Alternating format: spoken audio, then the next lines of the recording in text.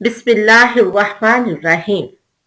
इस कायनात में जो भी इंसान आया है वो चाहता है कि वो दुनिया और आखिरत में कामयाबी और कामरानी की जिंदगी गुजारे। वो चाहता है कि दुनिया में ऐसे काम करे कि लोगों में उसका अच्छा नाम हो, उसको इज्जत मिले, अल्लाह की नजर में सबसे बढ़कर ये है कि अल्लाह की नजर में पसंदीदा बने और आखिरत में भी वो कामयाबी और कामरानी से सरफराज हो। दुनिया भी उसकी अच्छी गुजरे, अल्लाह के बताए हुए तरीकों के मुताबिक गुजरे और आखिरत में भी उसे कामयाबी और कामरानी मिले।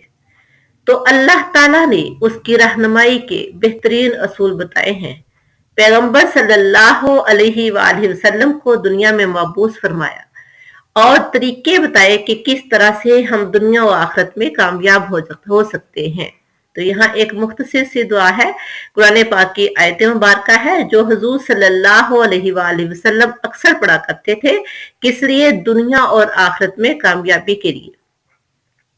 हजरत अनस बिन मालिक रजी अल्लाह अन्हु से रवायत है और ये हदीस मुबारका बुखारी शरीफ में भी है और मुस्लिम में भी है कि हुजूर अकरम सल्लल्लाहु अलैहि वसल्लम ये दुआ कसरत से किया करते थे। तो ये देखते हैं दुआ क्या है।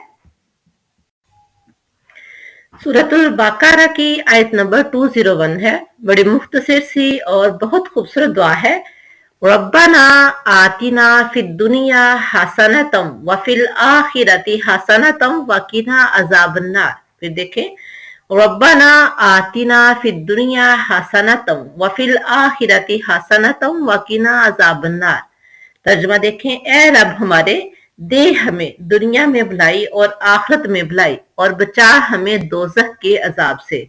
लिहाजा हमें भी चाहिए कि चलते फिरते उठते बैठते ये दुआ पढ़ा करें ताकि अल्लाह ताला हमें दुनिया में भी कामयाबी अता फरमाए और आखिरत में भी जहन्नम के अजाब से बचाते हुए कामयाबी और कामरानी अता फरमाए। आमीन। अस्सलामु अलैकुम व रहमतुल्लाह।